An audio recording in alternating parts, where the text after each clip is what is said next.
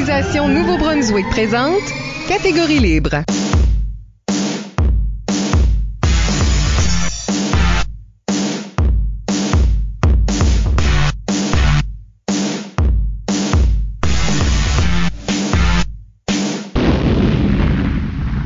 Bienvenue à l'émission Amateurs de l'impro. Au microphone, Isabelle Gauguin et à mes côtés, mon co-animateur, Michel Albert. Bonjour Isabelle. Vous écoutez peut-être en radiodiffusion ou sur les ondes de notre partenaire principal, CKUM, le 93,5 FM à Moncton, ou à une autre station du réseau des radios communautaires du Nouveau-Brunswick, ou bien encore en balado-diffusion ou podcast. D'une façon ou de l'autre, bienvenue à un autre épisode de Catégorie libre, une production d'improvisation Nouveau-Brunswick qui cherche à enregistrer des entretiens avec les improvisateurs et les improvisatrices de la province, pour faire un survol de leur carrière et explorer leur démarche artistique, ainsi que débattre les grandes questions qui entourent le métier d'art qu'on appelle l'improvisation. Notre invité cette semaine, Ludger Beaulieu. Ludger Beaulieu commence sa carrière d'impro au secondaire avec l'équipe d'improvisation de la polyvalente Roland Pépin à Campbellton, avec laquelle il remportera une Gougoune dorée en 2007, avant de se lancer dans l'impro universitaire avec la Ligue du campus universitaire de Moncton, la LICUM, inscrivant son nom à la rondelle sacrée plus qu'à son tour, disons. Il va aussi participer à 2 coupes universitaires pendant son séjour, deviendra arbitre en chef à la Ligue d'improvisation secondaire du Sud-Est, la LIS, à la LICUM et dans le circuit secondaire pendant ce temps-là. Et après des études en art dramatique qui se terminent avec un one-man show bien coté, il devient comédien professionnel et, entre autres, cofondateur du Théâtre de la Cigogne. Bienvenue à l'émission, Ludger. Ben, merci beaucoup. Merci d'être là, Ludger. On parlera avec toi de ta carrière et ta démarche artistique d'abord, et dans la deuxième moitié de l'émission, de ce qu'on appelle la mise en scène en improvisation. Est-ce que ça s'improvise, ça?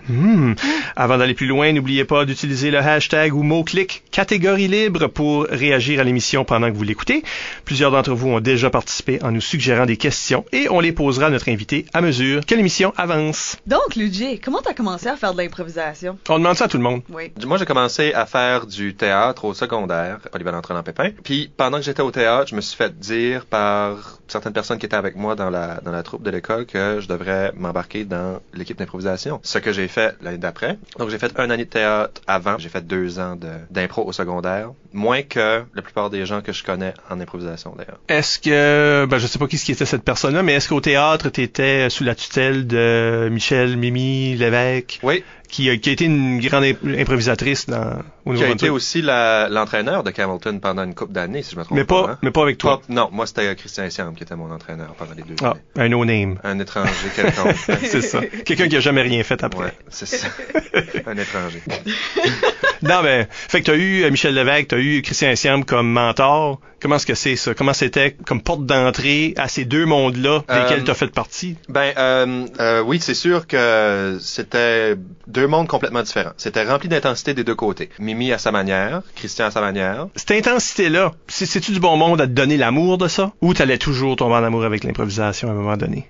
C'est sûr que ça a aidé. C'est Mimi qui m'a commencé avec le théâtre. C'est elle qui m'a donné l'amour du théâtre parce qu'on faisait un genre de petit projet en 9e année, là, dans le cours de français. Puis le projet du semestre, si on veut, c'était de monter une pièce de théâtre avec tout le monde de la classe qui était impliqué. Puis ça m'a décliqué. Puis j'ai allumé, puis j'ai fait partie de la troupe de théâtre de l'année qui venait ensuite. Puis du côté de l'impro, c'est sûr que d'avoir un coach qui aime l'impro autant que Christian, c'est sûr que ça déteint sur les joueurs. Puis ça paraissait parce que tout le monde dans l'équipe était impliqué à 100 000%. C'était à ce moment-là. Aujourd'hui, c'est plus commun de voir des équipes que les jeunes sont dedans puis ont du fun. C'était aussi commun dans mon temps, mais ça paraissait énormément parce que Christian nous imposait cette intensité-là. Il aime l'impro, puis nous autres, on n'a pas le choix d'aimer l'impro parce que sinon, t'es benché, tu sais, pas assez. Puis là-dedans, vous avez gagné une Gougoune? Oui. Ensemble. En 2007. Qu'est-ce qui était la clé du succès? En 2007, c'est un facteur qui compte, si on veut, mais c'était à Campbellton. La Gougoune était à Campbellton, donc on avait le public pour nous, si on veut, mais c'était quand même une vieille équipe, là. C'était une équipe qui était là. Moi, j'ai rentré dans cette équipe-là, mais j'étais le seul nouveau cette année-là. T'avais des joueurs que ça faisait, je sais pas, 4 ans, 5 ans qui jouaient ensemble, Bob, Guyane, Paul-André, tout ça. Donc, c'est sûr que d'avoir cette équipe-là qui se connaît bien, qui savent comment tout le monde joue, qui savent comment faire des bonnes impros ensemble parce qu'ils connaissent toutes leurs forces puis leurs faiblesses, c'est sûr que ça nous a aidé. D'avoir Christian comme coach, ça a aidé énormément aussi, là. Tu viens à l'université. Comment est-ce que ça se fait, cette transition-là? L'impro au secondaire puis l'impro dans une ligue universitaire, c'est pas la même chose. C'est vraiment, vraiment, vraiment pas la même chose. Parce qu'au secondaire, il y a un stress. Il y a un stress à l'université l'université aussi, sauf que pour moi, il a fini par se dissiper puis devenir juste du plaisir pour une couple d'années. Après ça, au secondaire, c'est un stress de compétition parce que veut pas, on le dit tout le temps, quand on est là comme officiel, on dit aux jeunes, tu sais, ayez du fun, puis tu sais là, faites un bon spectacle. Sauf que dans la tête des jeunes, c'est pas ça là. C'est pas ça, puis ça l'a jamais été, puis ça va jamais l'être. C'est une compétition. C'est une compétition, puis c'est ça que c'est. Puis même si on essaye de se le cacher puis de se dire, tu sais, c'est correct là, whatever, on va juste avoir du fun, c'est une compétition quand même. Puis quand tu perds ta maudite demi-finale, t'es déçu. Puis si tu perds ta finale, t'es déçu. Puis quand tu perds un match, ben il y a une déception. Tandis que quand t'arrives dans une ligue universitaire, que tout le monde se connaît, puis t'as 20 matchs dans une année. Il y a pas ce stress-là parce que tu sais que no matter what, tu vas jouer un autre match quand même, puis t'as tout le temps la chance de te reprendre la semaine d'après, puis tu connais tout le monde, fait qu'il y a pas ce stress-là de jouer avec un inconnu, peut-être pour les premières semaines, toujours, là, mais au fur et à mesure que t'avances, c'est comme toutes les équipes deviennent une grosse équipe, puis on fait tout le temps des comparés, là, tu sais, là, on joue ensemble, puis le but devient vraiment le spectacle.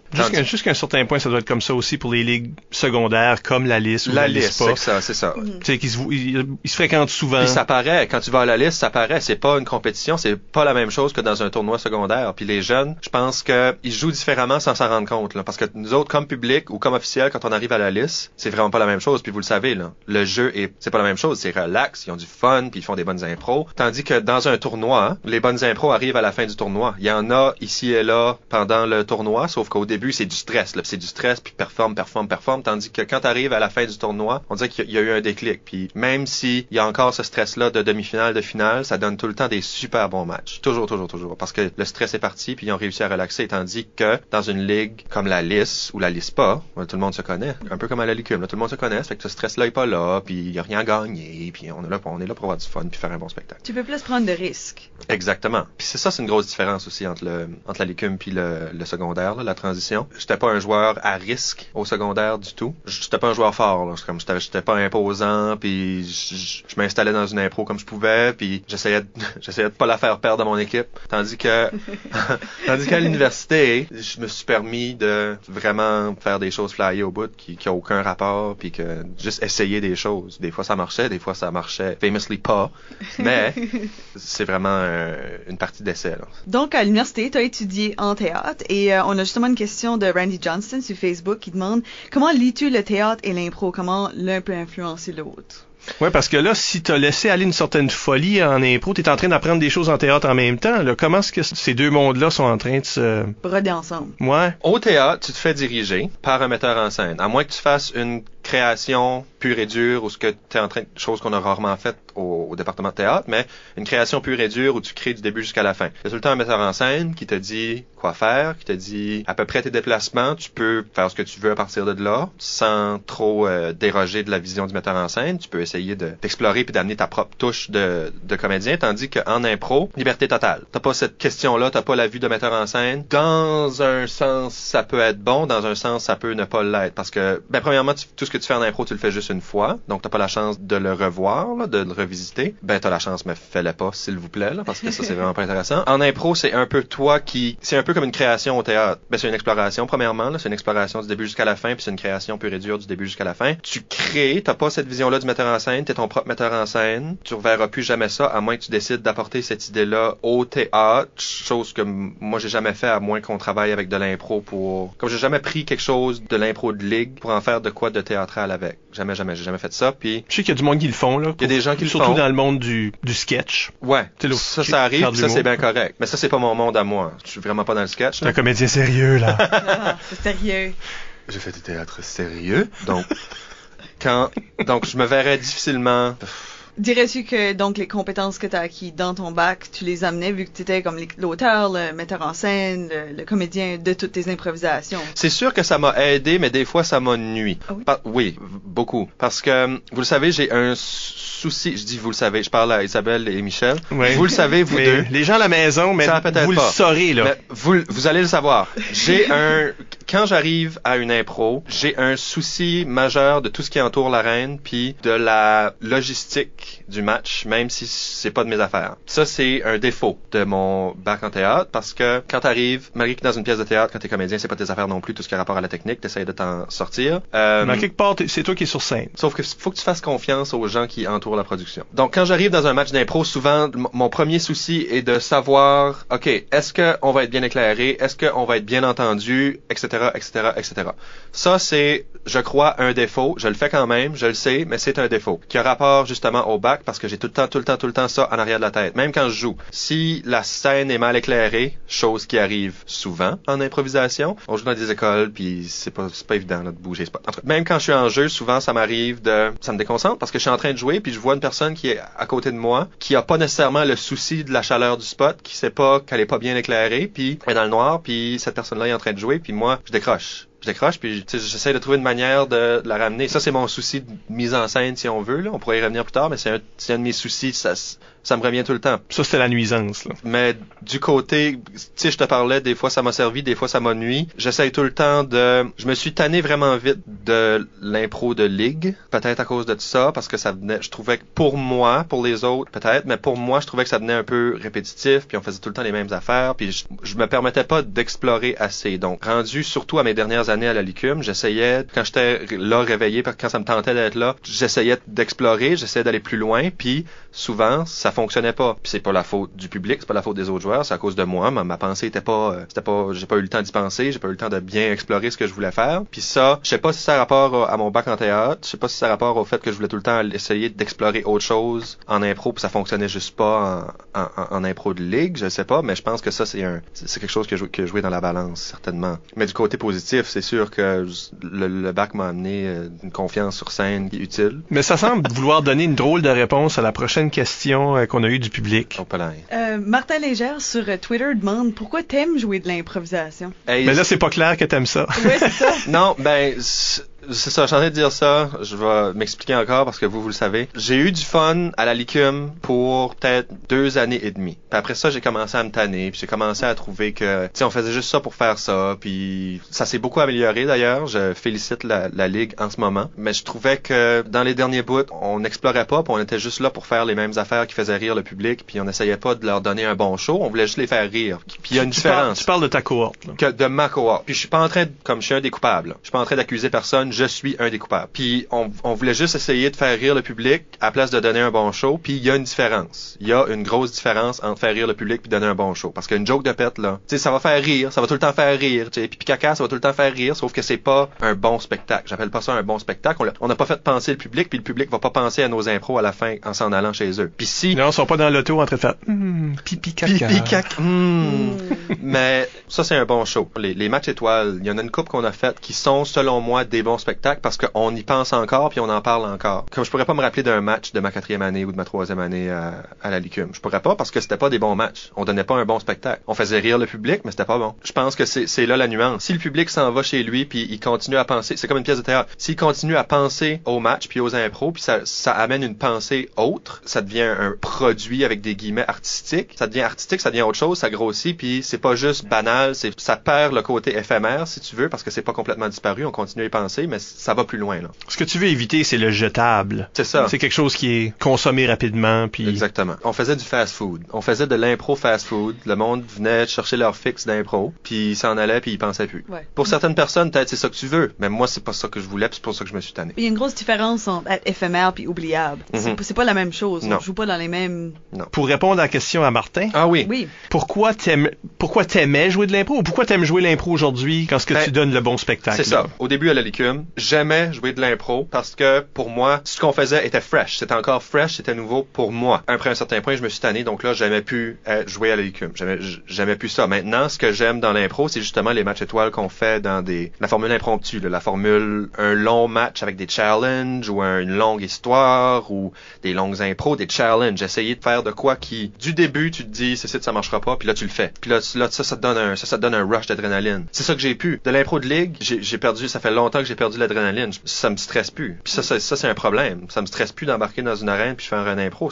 Tandis que nos matchs étoiles puis nos longs matchs, là, ça c'est un rush. Là, ça c'est comme, oh les crap, ça va pas worker. Ça marchera pas. Puis là t'embarques puis tu le fais puis ça rock. Ça c'est le rush qui fonctionne pour moi. Ça c'est pour ça que j'aime jouer de l'impro, Martin. Ouais, on espère que ça répond à la question. Là-dedans, t'es allé à une coupe universitaire à l'étranger, en guillemets.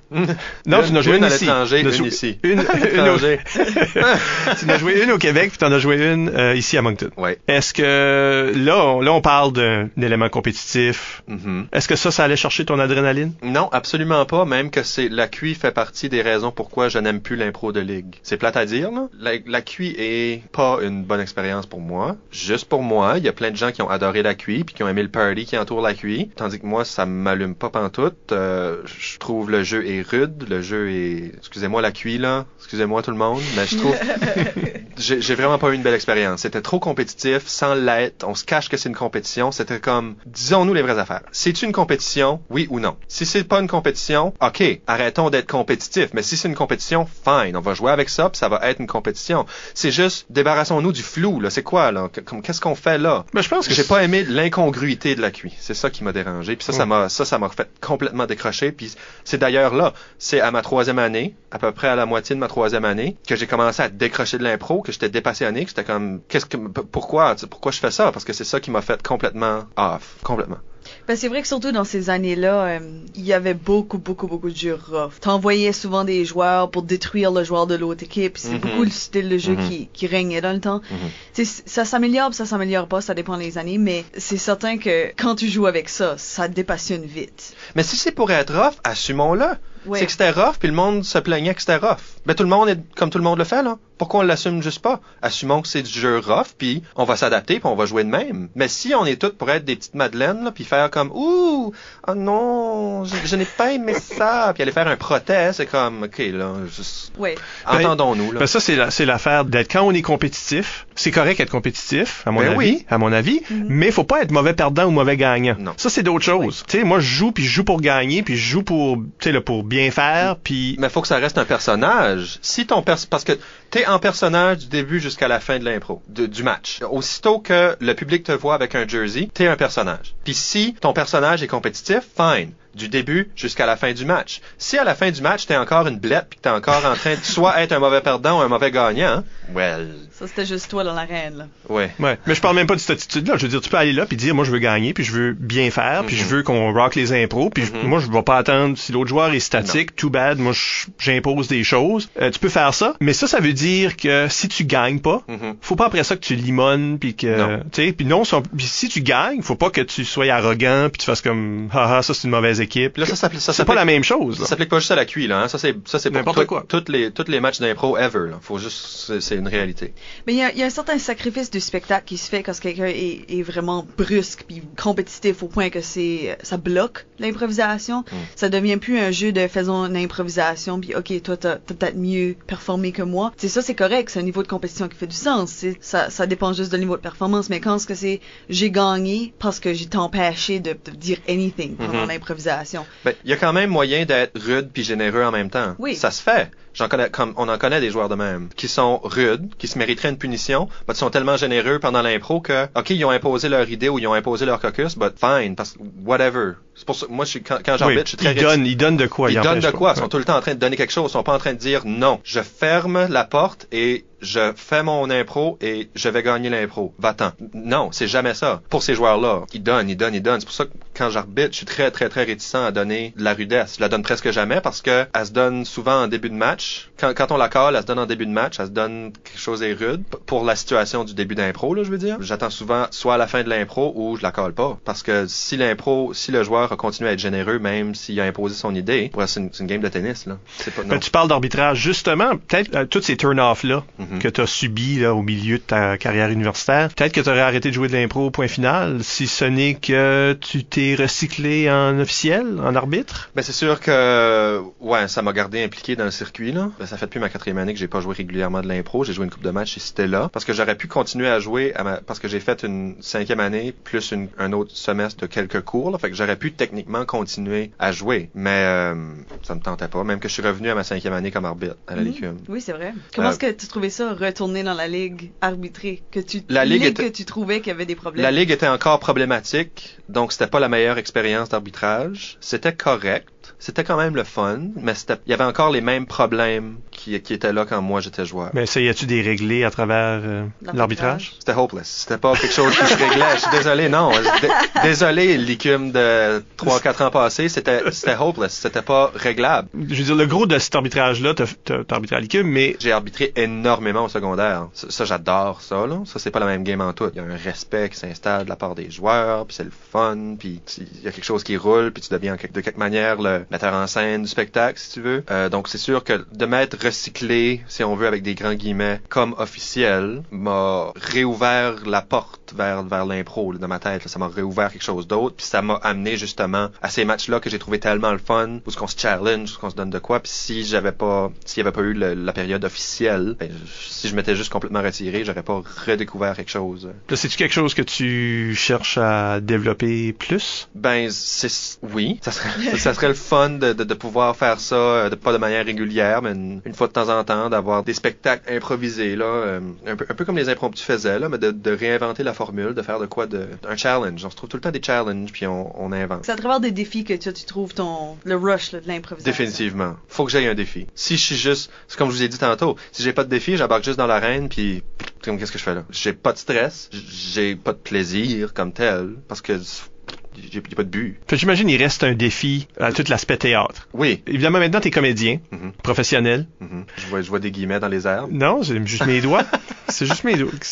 Puis t'es comédien aussi qui se crée son propre travail. C'est-à-dire, avec d'autres comédiens, vous avez fondé le Théâtre de la Cigogne, qui monte des spectacles de A à Z, dans le fond. Oui, on fait de la création pure et dure. Ce dont je parlais tantôt, on fait tout le temps été comme ça, même quand on commande un texte qui nous est arrivé 2 fois, parce qu'on a 4 projets au total là, sur notre feuille de route. Pour l'instant. Les 2 où on a commandé un texte, on a toujours eu un regard direct pendant la création du texte. Il y en a un qu'on a carrément créé en laboratoire, puis qu'après l'auteur a continué de son côté, puis l'autre c'était un aller-retour avec l'auteur. Fait qu'est-ce qui est la place de l'improvisation dans cette sorte de création-là? Ben, on a peu parlé nous autres avec Annick Landry, épisode 3, c'est comme... Ça fait comme 200 ans. C'est comme l'année passée. Mais c'est ça, qu'est-ce qui est là pour vous autres, là, votre groupe, quelle place prend l'improvisation dans ces créations-là? Ça donne bien parce que tout le monde qui est dans la compagnie, on a fait de l'impro. La manière que ça fonctionne, on a moins ce côté-là quand ça arrive à des pièces avec texte, mais quand on part de rien, c'est souvent de l'impro qui va créer une scène ou une suite de scènes ou une idée, parce que l'impro est pas nécessairement obligé de créer la scène comme telle. On peut juste déconner pendant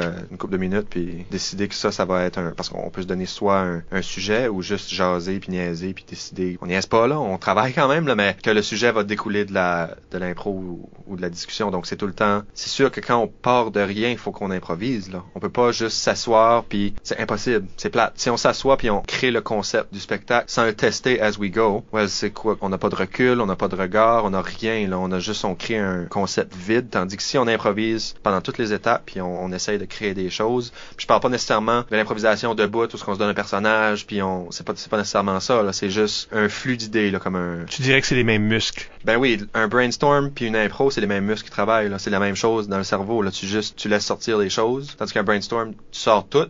Un impro, tu le tries avant de le sortir, mais ça revient au même. Tu sors, faut que tu sortes tes idées. Ben, ça développe aussi la capacité de juste essayer des choses, puis si ça marche pas, les laisser aller. Je trouve qu'il est important en improvisation. Parce que, tu sais, si tu lances plein de choses, puis tu fais, peut-être que ça pourrait être bon, puis là, tu l'essayes, puis tu fais, finalement, non, mais là, on sait que ça marche pas. Ben, Luigi, comment tu définirais ton style, soit quand tu jouais en ligue, ou maintenant, comment ça a évolué? Quand je jouais en ligue, je tombais toujours dans l'intensité. Toujours.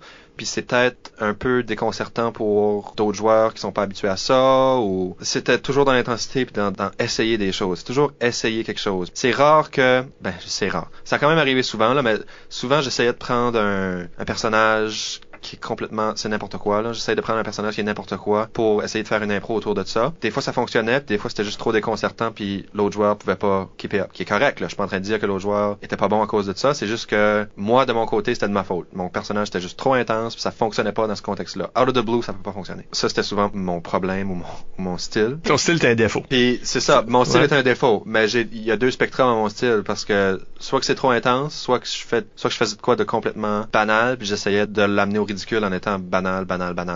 Il y avait une certaine absurdité dans le... Il y avait une absurdité, ouais, toujours une absurdité. Sauf quand je m'aventurais dans les dramatiques. Les quelques opportunités que tu as eues de jouer dans un format défi, Ouais. dirais-tu que ça, c'est encore là, l'intensité, l'absurdité, ou est-ce que Moins tu t'es tassé là? Moins parce que il y avait pas cette compensation d'énergie, puis on était tous sur la même page. On savait c'était quoi la game. On Ok, s'embarquait... t'es en train de dire que dans le passé, à quelque part, tu compensais pour... Quand tout le monde est pas sur la même page, puis on sait pas peut-être que c'était un peu cette compensation-là d'essayer d'imposer une énergie au match qui fonctionne pas, parce que si tout le monde est pas sur la même page, ça fonctionne pas.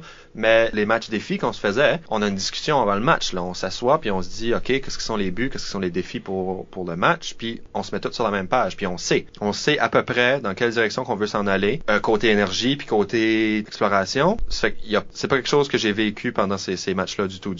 Parce qu'on est sur la même page. Puis là, ton style, comment tu le décris? Le Ludger mature? Je sais pas, là...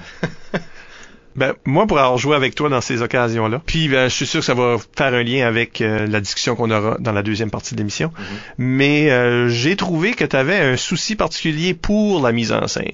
Toujours, ben oui. De comment est-ce qu'on présentait l'impro. Pas le contenu de l'impro, ça c'est aux joueurs qui sont sur scène, mais de comment on va le présenter. Puis d'essayer de garder ça aller là, tout le long, la discussion de à quoi ça a de l'air, puis comment on pourrait créer des effets de scène. Ben ça, c'est quelque chose que j'avais jamais vécu avant en impro match. J'avais jamais vécu ça. J'étais plus intense sur le banc puis backstage que dans l'arène. J'étais toujours plus intense parce que aussitôt que je débarquais de scène, mon cerveau roulait. J'étais en discussion avec quelqu'un d'autre qui jouait avec moi. Constante discussion de OK, qu'est-ce qu'on peut faire, où c'est que ça peut aller, un souci que j'avais rarement en impro match. Fait que ça, c'était vraiment c'est ça qui m'a allumé, là, parce que j'étais constamment en action. Puis c'est sûr que ce souci-là vient tout le temps me chercher la présentation de la chose. Parce que comme tu dis, le contenu, j'ai pas le contrôle là-dessus. Parce que c'est les gens qui sont en train de faire l'impro, qui sont en train de créer le contenu, qui sont en train de livrer à leur manière. Puis moi, j'ai aucun contrôle là-dessus. Il y a rien que je peux faire. Puis même si le peu de contrôle qu'on a, c'est de leur donner une idée. Puis là, c'est parti. Là. Les autres, ils font ce qu'ils veulent avec. Puis whatever. Puis c'est bien correct. Mais les choses qu'on peut contrôler, le contenu, la forme, comment on va présenter un tel sujet, où est-ce qu'on peut aller avec ça, qu'est-ce qui est le fil conducteur, qu'est-ce qui est l'élément déclencheur, qu'est-ce qui va être le point final, comment est-ce qu'on peut faire un effet quelconque. Là, ça, c'est quelque chose qui m'allume puis que je suis tout le temps en train d'y penser. Est-ce que tu penses que c'est pour ça que t'aimes le rôle de l'arbitre, qui est beaucoup plus un rôle de mise en scène, de structure, de genre de jouer avec la façon que quelque chose est encadré? C'est sûr, parce que on en parlait tantôt, étant arbitre, c'est pire quand je suis arbitre. Quand je suis joueur, c'est moins pire, je me soucie moins, malgré qu'à l'écume je le faisais beaucoup, là, mais je me soucie moins de tout ce qui entoure la bubble, là, le bonbon autour du spectacle. Mais quand je suis arbitre, là je care. Je veux que ça soit bien éclairé, je veux qu'on nous entende, je veux qu'on puisse nous voir. C'est la première affaire que je fais en entrant dans une salle. Je le fais pas parce que j'aime pas ça, là. Comme je rentre, puis je veux faire sûr qu'on est bien éclairé parce que j'aime ça, faire ça. Puis c'est un souci que j'ai beaucoup en étant arbitre, probablement pour ça que oui, j'aime beaucoup ce rôle-là, parce que il y a tout le temps, il y a ce côté-là, là, parce que veux pas, c'est un peu une mise en scène. Quand tu donnes un thème à une équipe, c'est une mise en scène dans un sens, tu leur donnes ça, puis là, ils font ce qu'ils veulent avec, là, mais c'est un peu comme la même chose que être backstage, comme je parlais il y a quelques secondes, là. Parce que toi, t'es connu pour écrire tes thèmes à la table de statistiques pendant le match. Oui, j'ai déjà fait ça. Je sais pas si c'est correct de dire, comme je sais pas si c'est une accusation dans le vide. Ben non. Une exagération. J'ai déjà fait ça, oui. Pas aussi souvent que le monde dise, là, mais j'ai fait ça une fois, oui. J'étais en train d'écrire mes thèmes pendant le match, là, parce que j'avais pas eu le temps de les écrire, là. Ben, tout le monde a déjà fait ça. Moi, j'ai déjà fait ça. Moi, j'ai déjà inventé un thème. Vous êtes irresponsables. Moi, tous les deux. J'ai sérieusement déjà arrivé, puis j'ai fait improvisation mix, et j'avais une blank morceau de papier devant ma face. Ah oui, ça m'est déjà arrivé. J'avais oublié de remplir un de mes thèmes, oui. Ça m'est déjà arrivé. Ça, c'est un syndrome de supplémentaire. Oh oui. Oups, j'ai oublié de faire une supplémentaire. Ouais. Je m'attendais pas que ça se rende en supplémentaire. Ouais, ça se rend tout le temps en supplémentaire quand t'as pas de supplémentaire. Oui, toujours. Ils savent. J'ai écrit une improvisation supplémentaire. C'était vraiment un mauvais thème à un arc-en-ciel. Puis là, à un moment donné, il a fallu que je l'utilise. Puis là, je n'ai jamais écrit back. Puis ça, c'est mon historique d'écrire des supplémentaires. My God. Ouais, vous voulez pas savoir mes techniques, je vais pas vous ennuyer avec ça, mais c'est les meilleures. Ouais, c'est ça. Ouais. C'est ça. Ben de toute façon, on aura occasion de parler beaucoup plus du tout ce côté mise en scène là, que ça aille du rôle de l'arbitre dans tout ça, que celui des organisateurs, des joueurs, parce que les joueurs aussi créent des mises en scène. En tout cas, on va pas vendre la mèche maintenant. On va juste vous demander de rester avec nous. Restez avec nous. Ben oui. Restez, ouais, demandez. Et on vous revient tout de suite après la pause.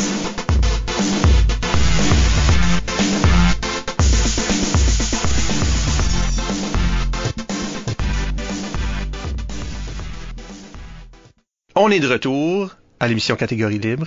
Michel Albert au microphone avec Isabelle Gauguin. Allô. Et notre invité, Ludger Beaulieu. Allô. On t'a invité aujourd'hui, entre autres, pour parler d'un concept qui ne semble pas relié vraiment à l'improvisation, mais qui l'est, et on a nommé la mise en scène. Pour l'expliquer aux gens qui écoutent, qu'est-ce qu'on veut dire par mise en scène en improvisation? Et je lance la question à tout le monde. C'est plus une conscience de... Parce qu'il n'y a pas de metteur en scène en impro, sauf soi-même. Donc, c'est plus une conscience de tout ce qui entoure le jeu. Que ce soit ton emplacement dans l'arène, que ce soit ta place dans un spot, faire sûr que tu es éclairé, que ce soit parler assez fort pour faire sûr que tout le monde t'entend, parce que ça, c'est souvent un problème, là. C'est plus une conscience personnelle de ça. C'est ça, la mise en scène, puis ça vient de soi-même. Parce que la seule apport de mise en scène qui vient de l'arbitre, c'est le thème. Que la pièce sera tant de joueurs, que la pièce sera... Ben, je dis une pièce. Ben, mais... la carte. Ouais. La mise en scène doit venir du joueur et du joueur seulement. Ça peut pas venir des autres joueurs. C'est vraiment personnel, la mise en scène en impro, je crois. Parce qu'un autre joueur peut pas être en train de te dire pendant que tu joues, tu sais, parle plus fort ou tasse-toi d'un côté. Puis si il le fait... Il peut, parce que, à quelque part, si tu as de l'écoute, ouais.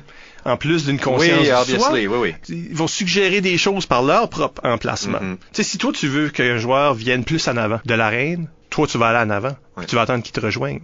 Puis je dirais qu'une fois que tu as cet accès-là t'es conscient de qui tu es, si t'es bien situé puis que t'es clair. Ce dont tu parlais, là, c'est beaucoup à propos d'être clair. On me voit, on m'entend, c'est clair, mon action est claire. Mais une fois que tu as ça, là, tu peux jouer beaucoup plus, ajouter des éléments de mise en scène pour créer des effets. On pourra peut-être parler de ça aussi. Tu parles beaucoup de clarté, mais c'est vraiment, je pense que la mise en scène, c'est une fois que tu as confiance en la clarté que tu as, tu peux passer à autre chose. Mais tant que tu n'as pas passé cette étape-là, d'être confiant en ce que tu dis, en ce que tout le monde t'entend, puis en ce que tout le monde te voit, tu peux pas dépasser ça. C'est une étape qu'il faut que tu passes avant de pouvoir faire un matériel de qualité, là. Parce que si t'as tout le temps en tête ça, t'es pas confiant en ce que tu fais, ben ça se sent, là. Un joueur qui est pas confortable dans une arène, ça paraît. Ça paraît, puis peu importe ce qu'il va dire, parce que pour le public, c'est aussi une étape à dépasser. Ça paraît. Si tu le vois, tu bloques là. Tu pourras pas écouter ce qu'il dit. Puis ça affecte toutes les autres facettes de l'improvisation aussi.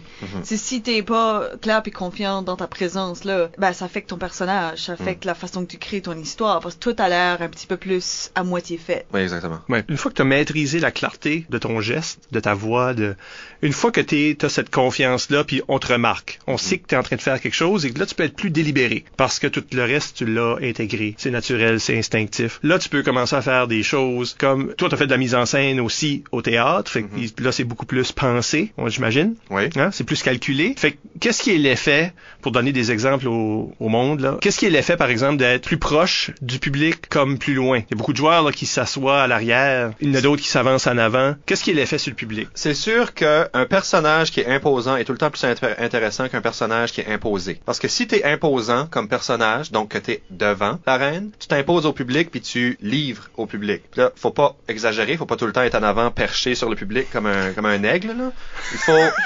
Il faut trouver un juste milieu, mais un personnage imposant va tout le temps être plus intéressant à regarder, puis ça, c'est un gros aspect de mise en scène. Si t'es assis, si t'es vaché en arrière sur la bande, ben sorry, mais moi je t'écoute pas. Ça, c'est un signe de peu de clarté. C'est un signe de peu de clarté, puis c'est un signe de manque de confiance. Parce que s'asseoir en arrière, à moins que ça ait un but précis dans ce que t'es en train de faire, si t'es obligé d'être assis, fine, va t'asseoir. Mais sache que si t'es dans le fond de l'arène, c'est plate. C'est plate pour tout le monde dans le public. Puis si je suis arbitre, puis un joueur va s'asseoir en arrière pour aucune raison, ben tu peux croire que moi je vais le prendre par la jambe puis je vais l'avancer. Parce que c'est inintéressant, c'est plate, ça a aucun impact sur le public.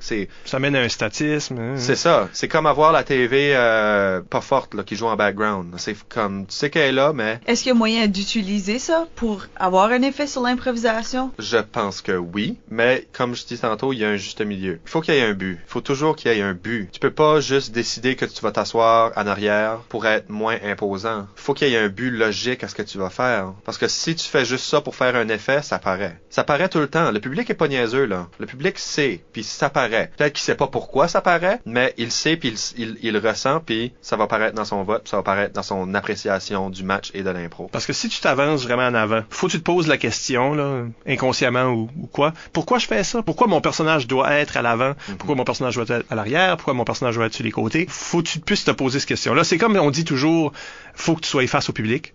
Je pense que ça, c'est 101. Ouais. Mais qu'est-ce qui arrive si t'es dos au public? Ben, moi, je trouve ça vraiment intéressant, puis je l'ai fait souvent. Je suis pas en train de dire de tout le temps faire vos impros dos au public, là, mais... Il y a rien qu'il faut faire tout le temps en impro. Ça, je pense exactement, que c'est... ouais. Ça, c'est la règle d'or, mais ça peut donner... J'utilise le mot effet, mais c'est pas vraiment ça que je veux dire, mais ça peut donner un effet intéressant si c'est assumé. Si tu t'assis dos au public puis t'as une raison pour le faire, ben, t'es en train de créer une mise en scène parce que tu mets l'accent sur la personne à qui tu parles. La personne à qui tu parles est la personne la plus importante, puis toi, t'es en réaction à cette personne-là. Ouais, je pense que ça crée un mystère de comme pourquoi on y voit pas le visage. Comme faut s'imaginer aussi, tout le monde a accès à d'autres médias comme la télé ou les films, mais dans un film, quand tu vois pas le visage de quelqu'un, tu vois juste un derrière de tête qui se promène. Il y a des metteurs en scène qui font cet effet-là. On voit pas la personne, puis là, ça nous est révélé. La vedette du film nous est révélée tout d'un coup, puis avec une expression, c'est un punch. Ça peut être la même chose en impro. On peut s'imaginer que des mises en scène comme ça peuvent fonctionner sur une scène d'improvisation. Oui, ça fonctionnerait en effet, pour créer un punch, pour créer cette ambiance-là, ou pour simplement balancer la scène. Parce que, comme je disais tantôt, si tu veux qu'un personnage soit important, fais les autres joueurs la regarder. Toujours. Si les autres joueurs sont en train de regarder cette une personne-là, ben, dans ta tête, comme public, tu vas te dire, ben, ok, mais moi aussi, faut que je regarde cette personne-là. On suit les yeux. Puis ça, c'est pas juste une règle, c'est pas juste une règle en impro, là. C'est une règle. C'est une règle en art visuel. C'est une règle en art visuel, ouais. c'est une règle en théâtre, c'est une règle dans la vie, là. Si tout le monde regarde quelque chose, tu vas le regarder toi aussi, même s'il y a rien là. C'est l'exemple de regarder dans le ciel, là, puis oh, mais qu'est-ce que c'est que ça? En pointant dans le ciel, ben tout le monde va regarder, tout le monde. Ça donne de l'importance à quelque chose. Le regard donne l'importance. Puis si toi, comme joueur, tu décides que l'importance est là, ben tourne vers cette personne-là. Ça m'arrive souvent quand je joue, d'ailleurs, d'arrêter de penser au public puis de vraiment me donner à ce personnage-là, parce que c'est ça qui est important tout de suite. De pas penser aux 45 degrés puis de ok, faire sûr que le public m'entend. Le public va m'entendre peu importe ce que je fais là. Si je suis capable de projeter, même si je me mets dos au public, le public va m'entendre. Si je donne mon attention à cette personne-là, mais cette personne-là devient le focus point. C'est un peu ce que tu veux dire là, une fois qu'il faut intégrer tous ces éléments-là de base, parler fort, etc. C'est ça. Faut jamais être en train de penser à ça. Là, on peut faire des choses qui semblent briser ces règlements-là, mais c'est justement parce que tu sais exactement comment fort qu'est ta voix, tu sais exactement où ce que t'es puis que t'es remarqué. Ouais. Quelque chose que les joueurs font souvent là, quand ils sont incertains, c'est même rentrer vite, faire quelque chose vite puis disparaître vite. Ouais. Puis là t'es juste qu'est-ce qui vient de se passer parce qu'ils ont pas pris le temps de se toujours poser installer. là. Quand tu rentres là, c'est correct de faire comme OK, les autres joueurs m'ont-tu remarqué, le public m'a-tu remarqué. Quand les yeux se virent vers toi, fais ta chose parce que là t'es remarqué, tu sais c'est des genres d'entrée, sorties qu'on peut pas contrôler comme au théâtre parce qu'il arrive, tout le monde sait pas que ça va arriver cette affaire-là. Une chose que j'aime pas, c'est quand c'est la voix qui amène le regard du public vers toi. Quand faut que tu cries pour attirer le public vers toi, moi je pense que c'est pas une bonne move. Parce que t'es en train d'arracher l'attention ailleurs pour l'amener vers toi, à place de laisser ça arriver. Si t'assumes ce que tu fais puis t'embarques dans l'arène en assumant ce que tu fais, peu importe ce que t'es en train de faire, le regard va se rendre vers toi éventuellement. Puis s'il se rend pas vers toi, well, take a hint puis change quelque chose. Oui, t'as pas rentré à la bonne place. Tu sais, il y a du monde qui font ça, là, ils vont rentrer juste dans un coin. En avant, dans le coin. Ouais. Ou ce qui sont comme peut-être, tu sais, vraiment équidistants et équivalents à des joueurs qui sont sur le banc. Tu remarques pas cette personne-là, attends, es-tu en jeu, cette personne-là? Tandis que si tu rentrerais peut-être dans le fond de l'arène ou il y a plein de façons de le faire, là, les gens vont avoir la chance de te remarquer. Et puis s'ils te remarquent pas, des fois, c'est le problème des joueurs qui ont pas d'écoute. Tu sais, le public te regarde, mais personne d'autre, là. Ça peut être un problème. Mais mettons que tout le monde s'écoute puis on parle d'un match idéal. Faut que tu choisisses comment tu vas rentrer. Puis c'est un peu ça que moi je veux en venir en termes de mise en scène. Souvent, c'est cet élément-là on dit créer un effet, mais pas un effet spécial gratuit, mais d'utiliser l'espace dans lequel on joue, qui est juste 18 par 12 là, ou je sais pas comment grand que c'est, qui est vide, qui est petit, mais pour créer n'importe quoi, pour créer tout un monde. Fait que la façon que tu vas y rentrer, la façon que tu vas t'y promener, la façon que tu vas commencer quelque chose là-dedans, les gens qui montent ces bandes se cachent en dessous, comme toutes ces choses-là, créent un effet pour ajouter à cet univers-là qui est juste mimé dans le fond. Je trouve la question de donner des directives un petit peu au public, que regardez ça, parce que c'est ça qu'on veut que tu regardes tout de suite. Parce que tu peux vraiment t'amuser avec ça. Je me rappelle quand j'ai monté une pièce de théâtre quand j'étais en 12e année. Puis, félicitations. Merci, bravo. merci. C'est le high point de ma carrière. Puis il y avait une scène où est-ce qu'il y avait deux personnages qui s'ostinaient, puis il y en a un qui sort un genre de couteau. Puis là, tu sais, la scène est vraiment axée sur ces deux-là, mais il y a d'autres personnages sur scène. Sauf que t'es tellement concentré sur ces deux personnages-là, puis qu'il y a un autre personnage qui faisait le tour, puis là, qui sort un fusil, tire la personne. Mais t'es tellement concentré sur eux que t'es surpris par tout d'un coup par ça, parce que tu le regardais pas, parce que tout le monde t'est focusé à la même place.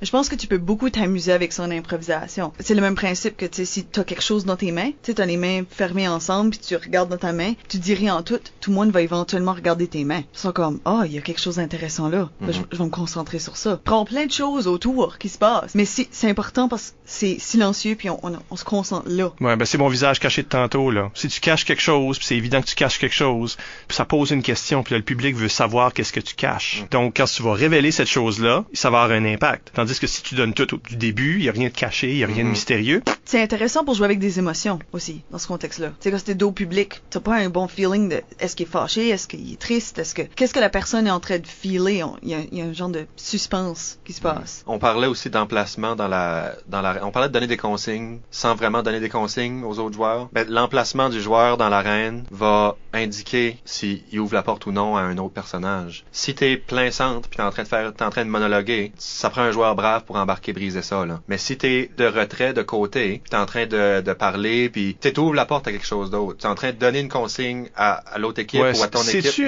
C'est-tu un monologue ou c'est juste une aparté? Parce que si je suis de côté, là c'est juste une aparté, puis les autres personnages peuvent aller vivre dans l'espace vide que j'ai laissé. Si je suis en plein milieu en train de parler au public, ben c'est beaucoup plus qu'une aparté, c'est un one-man show cette affaire-là. Là. C'est qui ces autres personnes-là qui rentrent?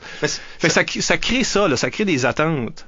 Mais c'est une affaire de balancer le plateau. Si on est en pleine action, puis on est partout dans l'arène, ben c'est tough là, pour un joueur qui est sur le banc d'embarquer. Là. C'est tough parce que t'embarques dans l'action. Il faut que tu trouves de quoi là. Il faut que t'embarques dans l'action là. Tandis que si l'action est d'un bord de la scène, ben tu balances le plateau. Littéralement, tu balances le plateau. Tu vois que le plateau est en train de caler, ben t'embarques faire quelque chose. T'embarques, puis tu prends la place, puis tu changes l'action de bord, puis ça ouvre la porte, puis tu le files comme joueur. Tu le files. Tu vois une impro. Comme si t'embarques dans l'impro, en plein dans l'action, ben je suis désolé, mais tu brises l'impro. Là. Si l'action se passe partout, ben c'est signe qu'il n'y a pas besoin là, tout de suite, t'as pas besoin d'un autre joueur. Surtout, tu verrais la scène comme une image, où tu sais, il y a une gauche, un milieu, puis une droite, puis un fond, puis un devant. Oui. Puis cet espace-là doit être habité, mais un peu comme une peinture qui, s'il y avait un trou à une place, ça serait gauche. Fait que t'essayes de te tasser aux bonnes places ou de faire entrer des éléments dans les endroits qui sont vides ou garder des vides intacts quand il y a besoin de vide. C'est comme si un peu de même tu le vois comme un tableau. Mais pas avoir un vide sans que tu aies besoin de le remplir. Parce que je parlais d'être plein centre puis de monologuer là tantôt là. Ouais. Mais si t'es plein centre en train de monologuer, ben tous les espaces sont remplis là. T'as pas besoin de balancer le plateau parce que l'attention du public est là puis il y a pas de trou, il y a rien là. L'attention est là. Puis c'est ça que je dis, c'est tough pour un joueur d'embarquer là. Puis si c'est tough, ben comme je disais tantôt, take a hint. Est-ce que vraiment t'embarques dans une impro parce que tu veux amener quelque chose ou t'embarques dans une impro parce que tu veux te faire voir? Puis là est la question. Puis si, ça c'est la question de mise en scène personnelle là, si tu sens que tu déranges ou t'embarques dans une impro mais t'es pas confortable puis tu veux pas te faire voir, mais si tu veux pas te faire voir, t'es pas nécessaire. Ton idée, autant bonne qu'elle peut être, n'est pas nécessaire au bon fonctionnement de l'impro puis à ce qu'elle soit bonne. Puis c'est juste ça, puis c'est dommage, mais ton idée, même si elle est bonne, peut-être qu'elle est pas nécessaire, là, pense-y, là. Comme vraiment, pense-y. Comme assis-toi. Assis-toi, là. Prends 2 secondes pour y penser. Va chez vous. Écris un texte. Écris comme 500 mots. Pour justifier. C'est ça. Si t'es pas capable de le justifier, là, en 500 mots, ou moins, ton intervention n'est pas nécessaire. Ça qui est intéressant et tout, c'est de se rappeler que des fois, les gens savent pas ça, puis que de faire attention qu'on n'est pas en train d'accidentellement imposer ces choses-là. Comme si, par exemple, t'es dans un impro tout seul, puis t'es au centre, mais que t'as besoin de l'aide, mais t'es peut-être pas bien placé pour accepter cette aide-là. Ouvre la porte, c'est ça. C'est ça. Ouvre la porte à de l'aide. Tu vas être conscient de ces règlements-là, puis de... Ouais. Même à ça, si les autres joueurs savent pas que c'est ça, comme que t'es en train de... En tout cas, faut vraiment, sincèrement, là, je pense que c'est une des plus grandes étapes à passer comme joueur d'impro. Faut que tu te débarrasses de la conscience de la mise en scène personnelle. Parce que si t'as ta checklist puis tu te dis je vais faire la trick d'aller me placer en avant pour imposer, check, comme ça marche pas, là, t'es pas dans l'impro, là. Faut vraiment que tu te débarrasses de tout ça puis que ça soit instinctif. Ouais. Aussitôt que c'est instinctif, là tu peux passer à autre chose. Parce qu'ouvrir une porte, c'est assez simple, là. Ça peut être facilement ouvrir une porte, mais ouvre une porte. Mais non, mais tu sais, si par exemple t'es en comparé puis tout ce que tu as eu le temps de dire à ton équipe, c'est vous verrez ce que je vais faire puis vous rentrerez à m'amener, là. Tu sais, là, c'est juste comme suivez-moi. Tu sais, ce genre de choses-là, ça arrive souvent. Ouais. Ben, tu sais, mettons que tu commencerais avec un monologue au public pour setter le ton. Juste setter la scène. Tu serais direct en avant. Ben là, comment est-ce que les autres joueurs savent que c'est maintenant le moment? Ben, c'est tout simplement, tu finis de parler, tu recules, par exemple, puis là, tout d'un coup, l'espace se libère. Ça serait un exemple très, très simple d'une mise en scène comme celle-là qui inviterait. C'est juste que si tes joueurs, mettons que tu leur dis ça, tu rentres dans l'impro puis tu dis suivez-moi, faut que tes joueurs à un certain point se sentent confortables à entrer. Parce que tu le sais, là, t'es assis sur le banc puis tu sais que tu vas briser quelque chose si t'embarques, mais aussitôt que t'as cette liberté-là, que tu ressens ça du joueur qui est en train de jouer, qui t'ouvre une porte, pas littéralement, mais qui t'ouvre une porte en se reculant, en arrêtant de parler, en parlant moins fort, en faisant quelque chose de subtil, tu vas le savoir, tu le files. Il y a pas besoin de te faire comme hey, c'est ici là, c'est tout de suite là. Ouais. T'es pas obligé de faire le maman, peux-tu venir c'est chercher ça. T'es pas obligé de faire un appel à un personnage. T'es jamais obligé de faire ça. Hein. Juste fais-le avec ton. Si c'est nécessaire, fine. Là, si ça fit dans l'histoire, fine. Mais si ton physique peut le dire pour toi, là, facilement même. Faut parler le même vocabulaire. Faut être sûr que tout le monde comprend. Exactement. Ces petites notions-là. Pendant qu'on est dans ce moule-là, Ludger, on peut peut-être embarquer d'autres gens dans la discussion. Non. Oui, par la voie de questions déjà soumises par Internet. Ils sont déjà soumises, Ludger, on n'a plus le choix, là. C'est ça. Faut respecter nos soumissionnaires. Vos engagements. Isabelle Godin sur Facebook demande « Quel conseil donnerais-tu aux joueurs pour s'assurer de respecter ce qu'ils établissent comme espace et ambiance? » De pas y penser. C'est vraiment, on en parlait là, puis je reviens là-dessus, faut que ça soit instinctif. Si tu penses au comptoir que tu viens d'installer, puis si tu penses à la porte que tu viens d'installer, ou elle t'es pas dans l'impro, juste arrête d'y penser. Puis laisse la job à l'arbitre de voir si tu le respectes ou non. Parce que souvent, si tu l'assumes, c'est pas grave que tu as passé à travers d'un comptoir ou d'une porte. Juste assume. Fais pas la trick qu'on déteste tous comme arbitre, là. Un joueur dit « Oh, tu viens de défaire mon comptoir » ou « Oh, ça va me coûter cher pour une nouvelle porte. » Juste, faites pas ça. Oui, ça c'est tannant parce que le joueur est en train d'arbitrer à la place d'arbitre. Ça, c'est un autre... Ça brise le quatrième mur. Ça, c'est un autre débat. Juste arrêtons d'y penser. Faut juste arrêter d'y penser. Faut pas qu'on pense à la mise en scène. Faut que ça arrive. Faut que, tu passes par une porte, tu fermes la porte est là, le public le sait, tu le sais, fine. Passons à autre chose. On n'a pas besoin de te faire une map dans ta tête de où est-ce que tu as mis le comptoir, où est-ce que tu as mis la TV, où est-ce que tu as mis la cuillère, où est-ce que tu as mis ton verre après, est-ce que tu as échappé ton verre, est-ce qu'il a juste disparu dans tes mains, juste pense pas à ça. Dans la vie, là, est-ce que tu as besoin de te rappeler que tu as un verre dans la main? Hein? Tu as un verre dans la main, puis là tu commences à parler et le verre tombe par terre. As-tu besoin de faire ça? Ben non. Tu as un verre dans la main, c'est tout. Maudit, là, c'est comme dépose-le ou c'est pas la fin du monde. Juste arrêtez d'y penser. Parce que la surcorrection peut juste rendre ça plus paniquant. Ben oui. Là, tu fais des erreurs. Ben oui. Mais Isabelle, là-dedans, amène un mot qu'on n'a pas encore utilisé, mais qui s'apparente à la mise en scène, ou qui peut être un élément de mise en scène, et c'est l'ambiance. Mm-hmm. Elle le définit pas, là. Elle s'imaginait qu'on allait déjà en avoir parlé. Le fait non, mais comment on crée une ambiance en impro? Je comprends ce qu'elle veut dire. Puis, ça prend du guts pour créer une ambiance en impro, parce qu'il faut que tu fasses des choses que tu ferais pas normalement.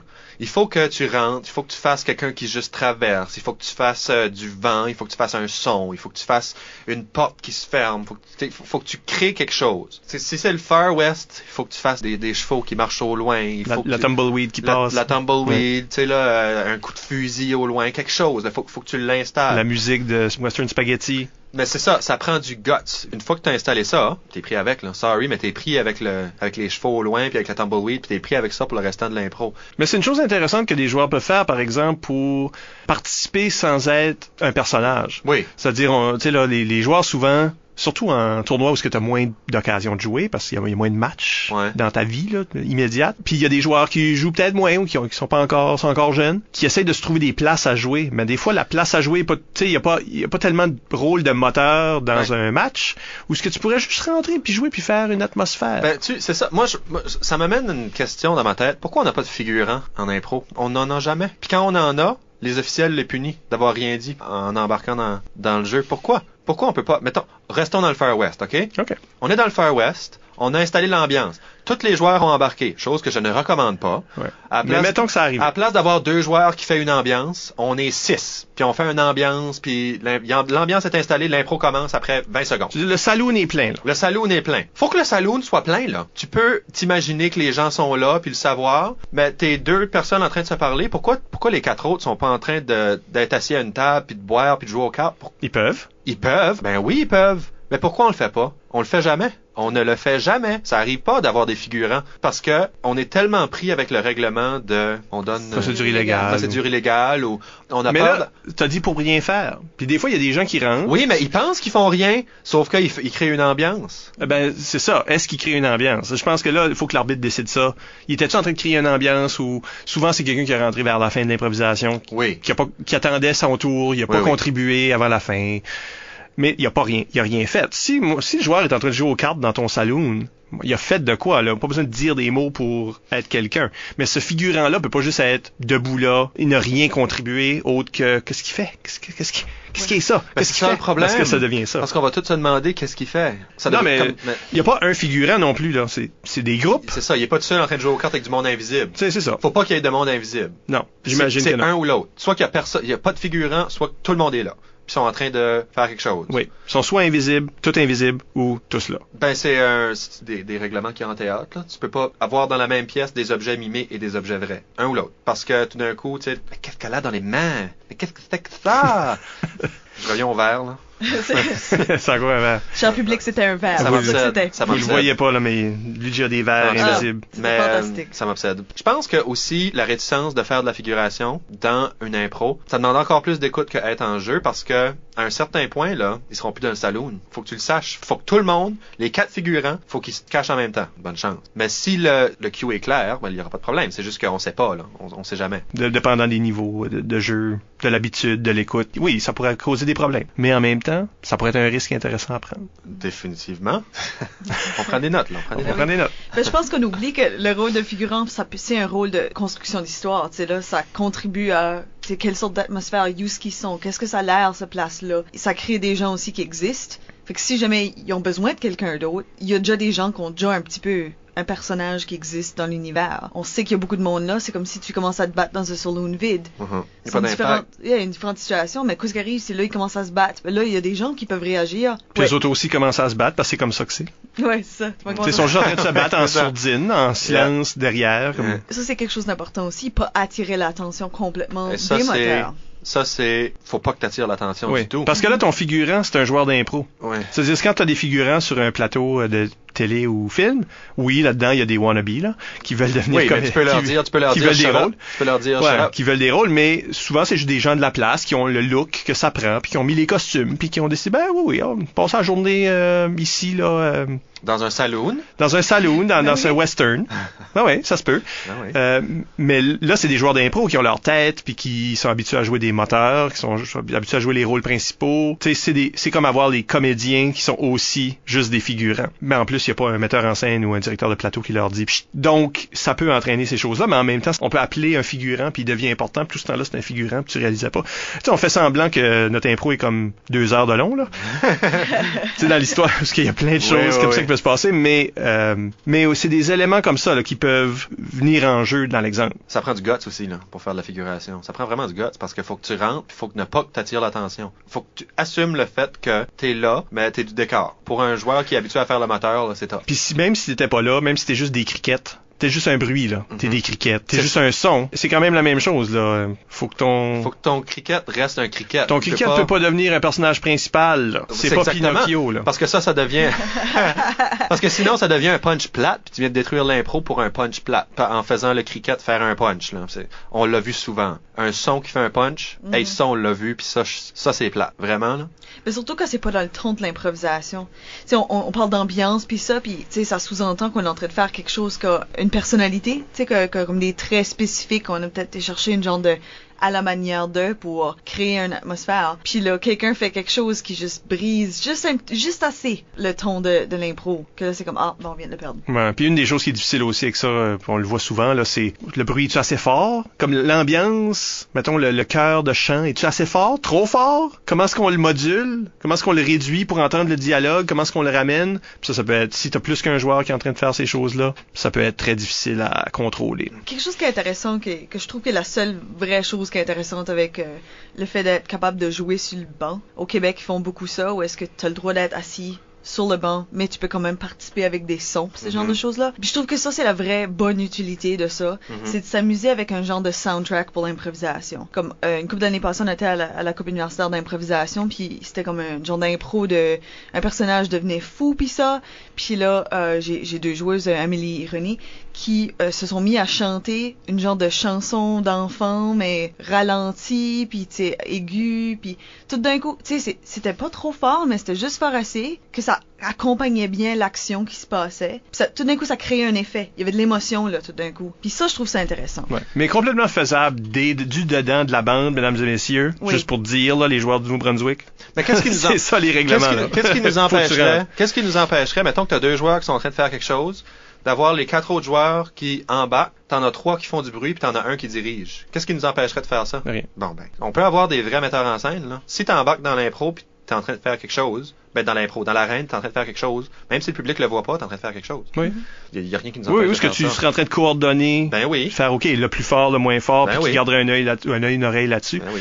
Ben oui, pas de problème. Parce que la vraie définition de la punition, c'est que t'as rien apporté. Oui. Fait que ça. si t'as apporté quelque chose, peu importe la forme de la chose, t'as apporté Exactement. quelque chose. Oui, oui. Mais faut pas s'obséder non plus sur des règlements, là. Non. S'il y a bien Ouais. quelque chose, les arbitres sont flexibles, c'est à propos d'un bon spectacle. Fait que Oui. si ça marche, votre affaire, ça marche. C'est quand ça marche pas. Et ça arrive que ça marche pas. Ben Croyez-le oui. ou non. C'est sûr que ça arrive.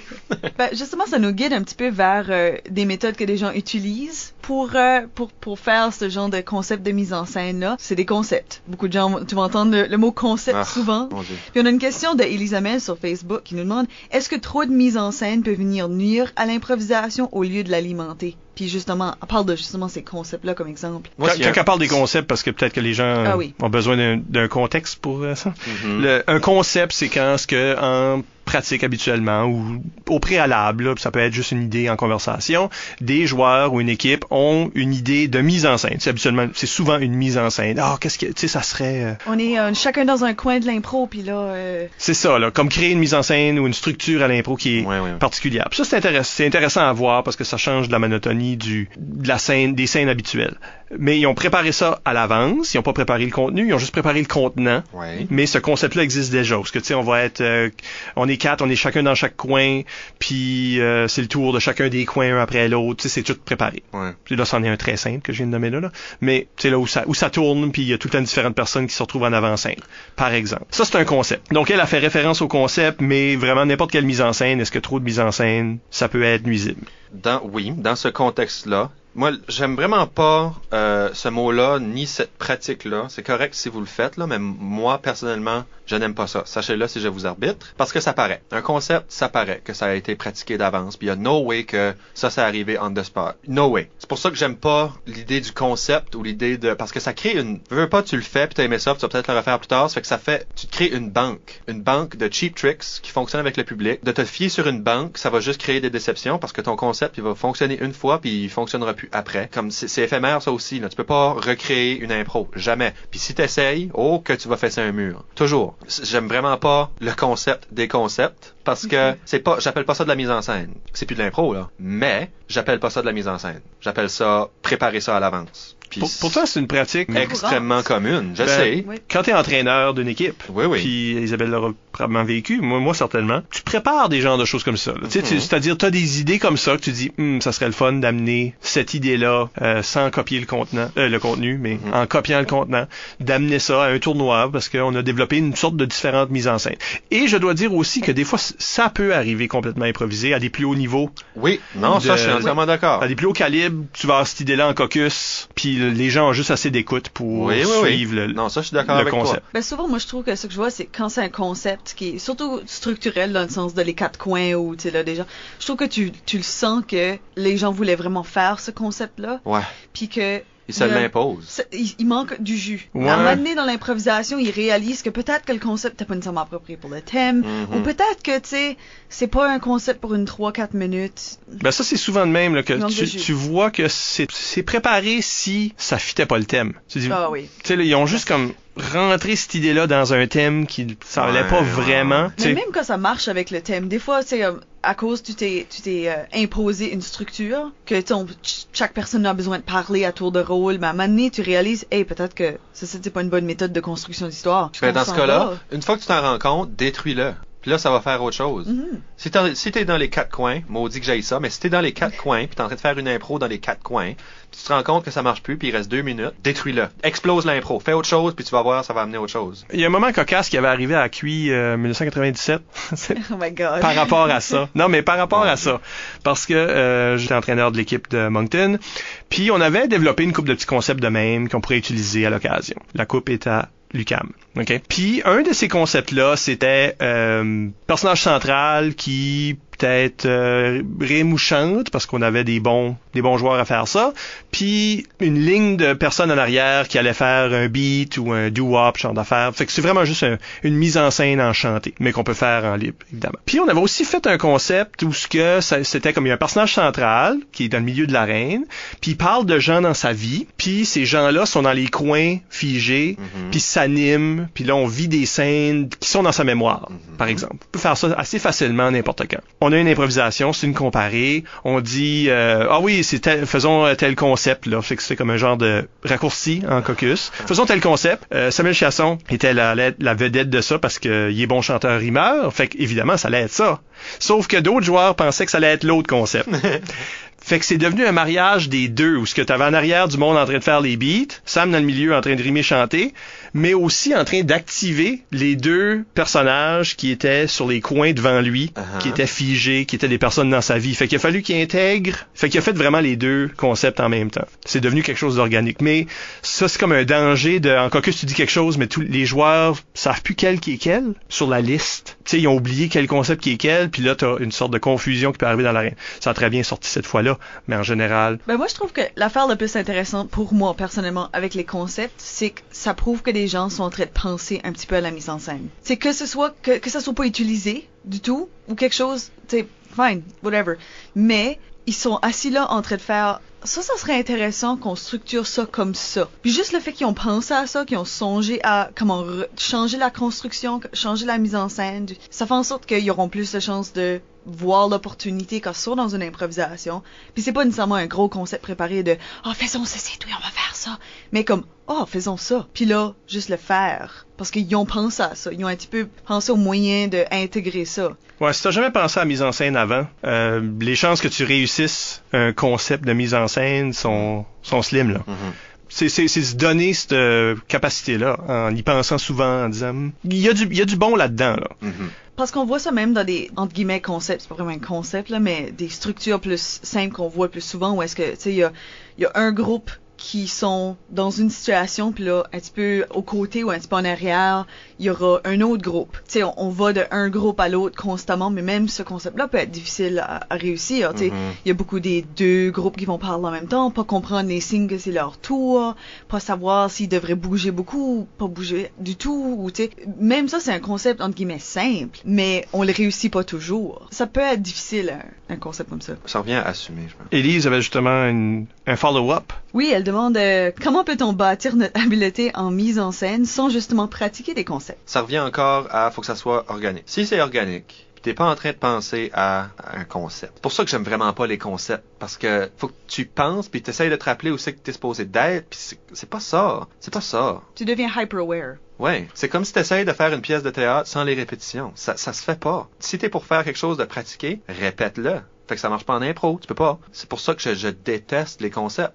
J'haïs ça. Puis si t'es pas en train de penser à ça, puis si tu le mets complètement de côté, puis tu juste fais une impro, puis tu te soucies de ton personnage, du personnage de l'autre, puis de qu'est-ce qu'ils peuvent faire ensemble, ta mise en scène va se bâtir par soi-même. Puis la mise en scène en impro devient plus un sixième sens que quelque chose que tu travailles dessus. Faut juste que tu le laisses s'intégrer à toi par soi-même. Puis si t'es consciemment en train de travailler dessus, well, you're missing the point. C'est juste vraiment pas comme ça. C'est la façon qu'elle pose sa question. Il y a des concepts tels qu'elle les entend, là, où c'est pratiqué d'un bout à l'autre, puis l'impro va se caser là-dedans. Mais si on déconstruit les éléments de mise en scène, puis qu'on pratique ces choses-là, c'est parce qu'en jouant de l'impro, en pratique ou non, on intègre ces concepts-là, ces éléments-là. Comme je veux dire, par exemple, on n'a pas parlé de ça, mais la transition. La transition très simple en impro, c'est je suis maintenant, je me cache en petite boule, je me relève debout, on est plus tard ou ou ailleurs. Ouais. OK? Ça m'annoie. Oui, ça c'est très... C'est commun. on le voit beaucoup, C'est c'est fréquent. commun, puis c'est très clair que c'est ça qui se passe, mais ça n'a pas de subtilité, c'est pas artistique. Ouais.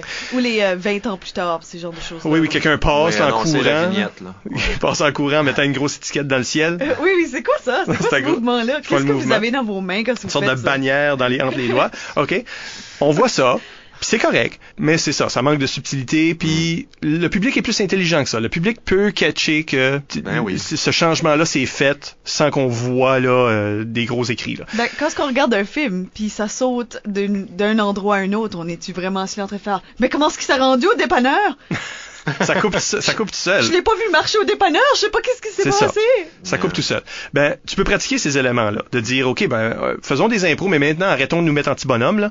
On va toujours juste être ailleurs. Ouais. Il va y avoir une transition ailleurs. Ou on est en à la manière de, peut-être que la transition est plus magique. On fait exprès pour faire un, tu sais, là, le journal qui spin, là, le symbole de Batman qui spin, là.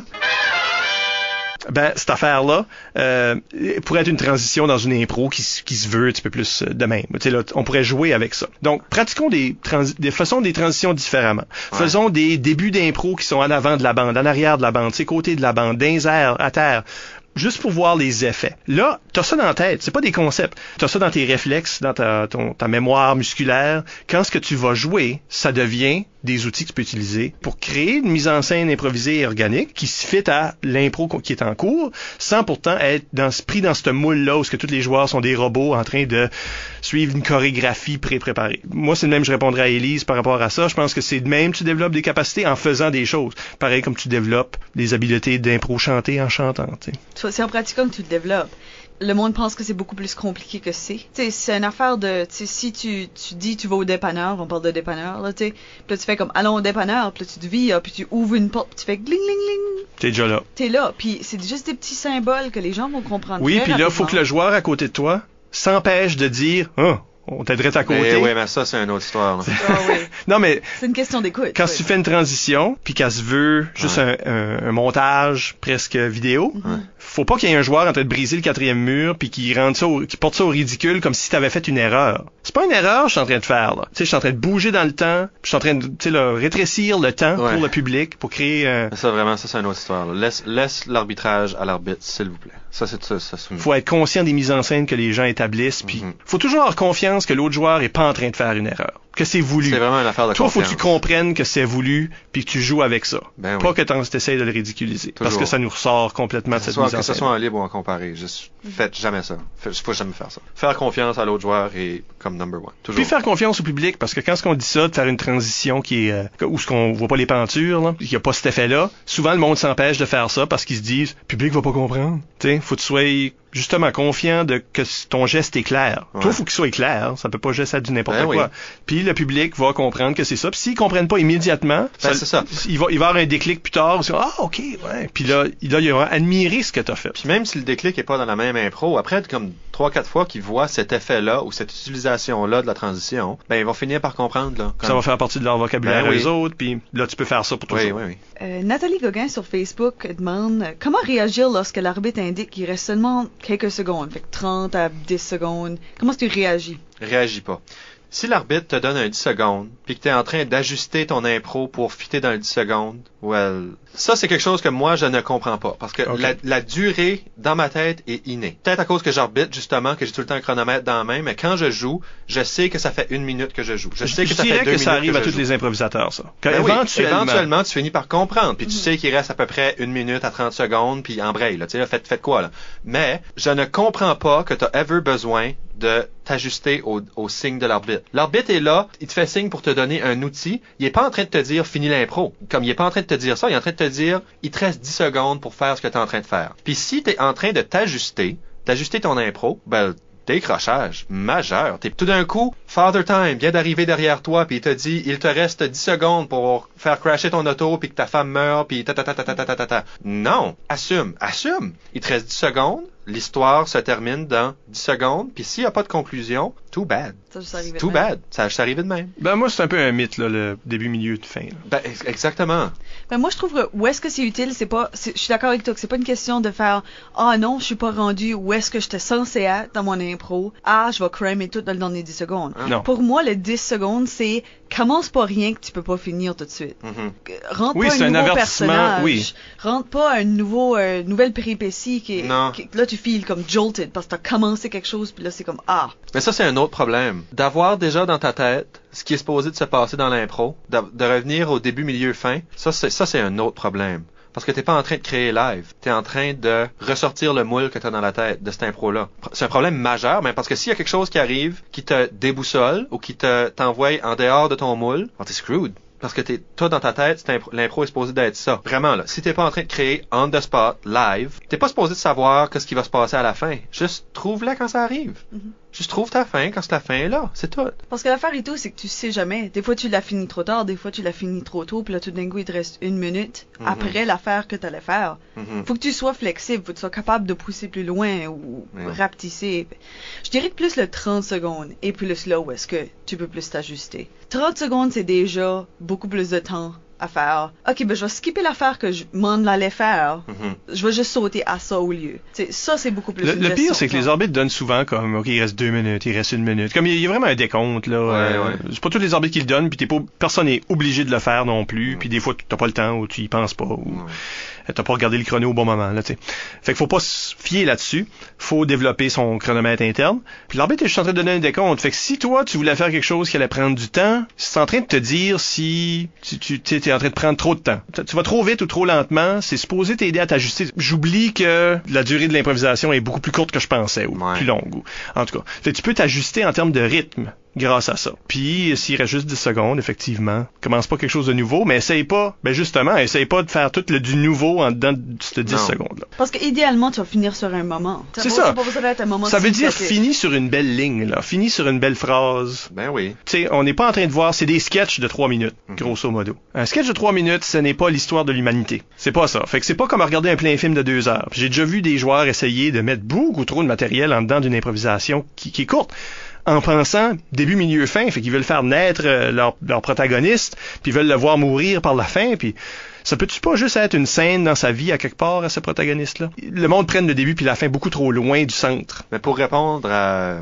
Le problème n'est pas... Faut pas chercher une solution au signe de l'arbitre. Parce que le problème est beaucoup plus loin que ça. Faut que tu recules, puis faut que tu t'arrêtes de voir l'impro comme quelque chose de fixe dans ta tête. Faut jamais que tu vois l'impro dans ta tête. C'est ça. Faut jamais que tu t'imagines le restant de l'impro dans ta tête. Aussitôt que tu te débarrasses de ça, les signes de l'arbitre seront plus un problème. Tu t'y penseras même plus. Parce qu'ils vont devenir des guides plus que des signalisations. Je me demande s'il y a des catégories qui sont plus aptes à utiliser la mise en scène ou beaucoup de mise en scène que d'autres. On a parlé un petit peu de la chantée, qu'on peut utiliser plusieurs voix pour faire de différentes choses. Je me demande s'il y a certaines catégories qui sont plus utiles. Ben c'est sûr que la dramatique appelle une mise en scène autre que la libre.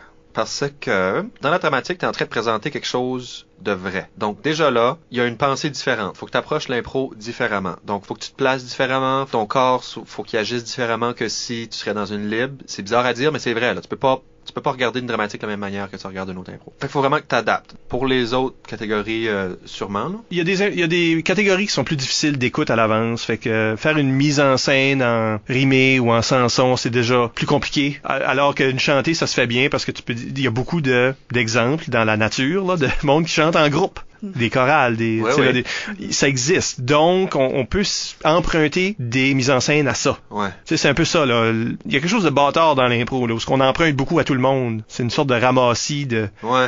Je dirais qu'il y a des choses comme ça, comme en musical, on va souvent voir des gens en arrière en train de faire des étoiles, puis des danseurs, comme peut-être qu'on est sur une scène à Broadway. Correct, ça. Il y a des catégories qui inspirent de la mise en scène. Est-ce que... Mais pas toutes. Ben peut-être c'est juste une question d'aller chercher de l'inspiration dans les autres catégories puis les traîner dans les libres. Ah ben oui. Parce que si tu dis que t'es toujours inspiré à quelque chose dans une telle catégorie, ça, tu peux amener ces mêmes réflexes-là avec toi dans les autres catégories, dont la libre, certainement. Il y a rien qui est étanche, là. Il y a rien qui est juste dans un... Surtout que la libre, tu peux faire les choses que tu fais dans les autres. Mais ouais, c'est une libre. Tu fais ce que tu veux, là. Ouais. Ce que j'aime, c'est quand, surtout dans les catégories qui sont plus flyées, là, avec des guillemets, là, comme la chantée, où ce que l'application n'est pas réaliste à la vraie vie, ou la rimée, ou tout ça. Là. Moi, une réalité différente. Ouais. Moi, ce que j'aime, c'est quand les meilleures chantées, puis les meilleures rimées que j'ai vues, c'est quand on peut faire une connexion avec la réalité, où on peut transposer une situation réelle de pourquoi ils sont en train de chanter, pourquoi ils sont en train de rimer. Ça, c'est des impros que j'aime beaucoup. Quand il y a une logique à chanter ou quand il y a une logique à rimer. C'est pas juste du je rime parce qu'il faut que je rime, parce que l'arbitre m'a dit de rimer. Ou je chante parce qu'il faut que je chante, parce que c'est ça le règlement. Qu'est-ce qui serait ces logiques-là? Ce que j'aime beaucoup, c'est quand on peut faire, dans une chantée, à place de faire juste une situation, de faire une chanson, avec un refrain qui revient, avec un, tu sais là, avec des couplets, puis avec une chorale en arrière qui est en train de faire les backs, ou ça, c'est des chantées que j'aime quand c'est une chanson pour le vrai, là, pas juste une situation banale, on chante parce qu'il faut qu'on chante. Ok. Ça je trouve ça plate. Puis ça, je trouve que c'est pas des bonnes chantées, mais des chantées où on fait une chanson, où on se donne ce challenge-là de faire une chanson. Comme quand on avait fait j'avais tout le temps ces matchs-là, mais quand on avait fait la catégorie comédie musicale, c'était une longue impro. On faisait des... Personne ne sait, nobody knows. Ouais, mais ça, c'était comme une demi-heure qu'on avait fait, là. On était supposé faire une demi-heure, puis c'était comme 20 minutes. En tout cas. C'était supposé être 20 minutes, mais c'était... Ce qui est important, c'est que... C'était 20 minutes, oui. à place de juste chanter pour chanter, on a fait des chansons. On a fait, comme la chanson commençait, comme il y avait le refrain qui revenait, puis après ça, on passait à autre chose, puis la chanson finissait. OK, next chanson, prochaine situation. Donc, la raison pourquoi ça fonctionnait, cette impro-là, c'est que justement, moi, je pense qu'on l'avait décomposé, puis il y avait des chansons. Ça, je trouve que c'est une chantée intéressante, où on peut se permettre de... Puis pourquoi pas? Pourquoi on le ferait pas d'avoir un refrain? Pourquoi pas? C'est pas si difficile que ça. Ben non. Moi, je le dis toujours que tu répètes une phrase une couple de fois, puis ça devient un refrain, là. Ah ben oui. Puis si t'es vraiment un pro, tu peux ajouter là-dedans, là.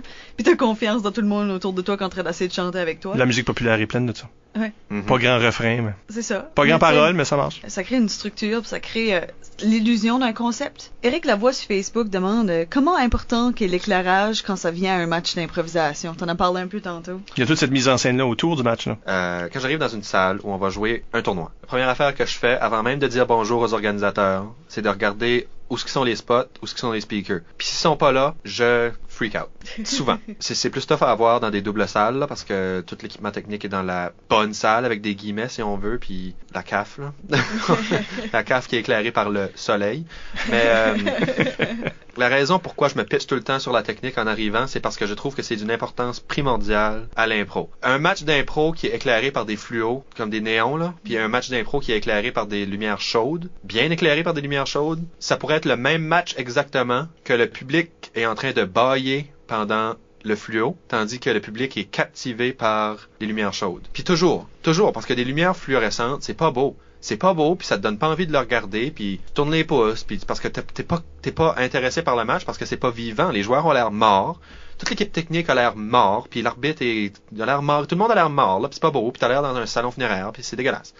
Mais si le match est bien éclairé, puis ça c'est quelque chose que j'étais à cheval là-dessus à la Licume, puis c'était bad, là, parce que la Licume, des fois on avait 3 spots, puis fallait faire avec ça, puis un match qui est mal éclairé, on a réglé le cas des fluos. À cette heure, t'as 2 options avec le match éclairé par des lumières chaudes. Bien éclairé, mal éclairé. Bien éclairé, c'est un éclairage uniforme dans le fond de l'arène, dans le devant de l'arène, sur les côtés, où ce que les joueurs qui sont sur le banc sont coupés, puis sont peut-être éclairés par autre chose. Ça, c'est le parfait. Puis même, dans le meilleur des mondes, chaque côté est éclairé par une couleur, puis là, le public aime ça parce qu'ils savent pour qui voter.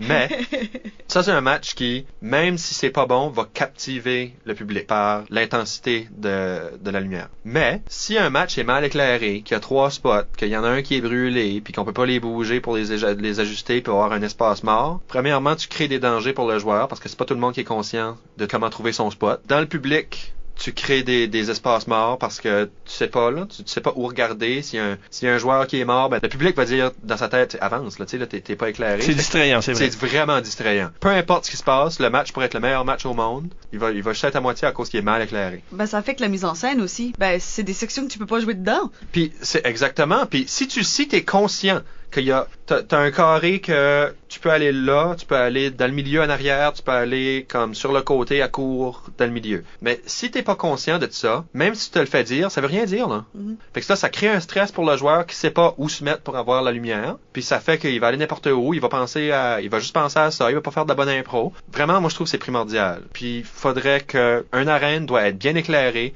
Les joueurs doivent pas être éclairés sur le côté. Une fois que tout est organisé là pour les joueurs puis pour le jeu comme tel, ça devrait être number one, l'éclairage. Toujours. Tiens, Ludger, pourquoi tu lis pas la prochaine question qui est à ton égard d'Isabelle Godin sur une plateforme? Facebook. Donc, pour la question de Facebook. Mademoiselle Godin, ça peut-tu poser cette question? Ça va comme suit. Pour les formats autres qu'impro match, genre impro théâtre, penses-tu qu'il est essentiel d'avoir des éléments de décor et ou costumes ou qu'il s'agit plus de l'imitation?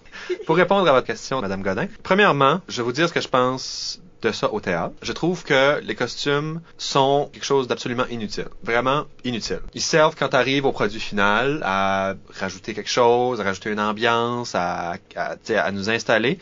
Mais à la base, le joueur ou le comédien n'a pas besoin de ça. C'est un extra. C'est du bonbon. C'est le fun quand tu l'as, mais tu peux faire sans. Donc, je pense que même pour l'impro match, où ce que t'as ton jersey, c'est pour dire au monde que c'est de l'impro match. Pour l'impro théâtre, c'est un plus si t'es habillé en noir parce que c'est neutre. Tu commences au neutre, comme dans la création au théâtre, là. Si tu te d'avances, sans même savoir ce que tu vas faire, tu te mets des costumes, puis tu te mets des perruques, puis du maquillage, puis tout ça, ça te limite. Donc, ça crée des limitations parce que t'es pris dans ce moule-là, c'est comme un carcan, puis t'es pris dedans, puis t'es pas complètement libre de faire ta propre mise en scène. Donc, je pense que en impro, comme en théâtre, t'es bien correct avec un costume neutre, puis un espace noir, puis tu peux faire ce que tu veux. C'est complètement libre parce que t'as aucune limitation, t'as pas de décor, t'as rien, tu peux créer, t'imposes ça au public. Tu dis, ce site c'est ça, puis là, après ça, c'est pour ça que je pense qu'en impro, ça n'a pas sa place. Tu sais pas ce que tu vas faire. Mais l'impro, comme ça s'apparente au début d'une création de théâtre, dans le sens que tu sais pas ce que tu vas faire, non, c'est un obstacle. Pour avoir fait des spectacles de la sorte où il y avait des éléments de costume ou des éléments de décor, comme ça, on décidait des choses à la base. Au lieu d'avoir un thème sur une carte, vu qu'on allait jouer pendant 1h30, 2 heures, dans le même thème, on pouvait donner un titre, on se donnait un style. On savait qu'on faisait une tragédie grecque, par exemple. Ça arrivé. On sait que c'est ça, mais pour inspirer ça, on a mis une couple de fausses colonnes, là, des morceaux de colonnes. On avait des masques qui étaient dans une boîte, mettons. Puis c'est tout. On avait toutes des toges. T'sais, ça, c'est très neutre en dedans de ce style-là, mettons. Oui. C'est juste pour inspirer, pour dire au public, effectivement, on fait une tragédie grecque. On va pas être cheap, on va pas tout d'un coup pas être une tragédie grecque. On a dit qu'on ferait ça, c'est ça notre défi, c'est ce que ça sera. Et là, le public était invité à nous attribuer des masques qui allaient nous donner des personnages. Donc ça, c'était le défi de cet exercice-là.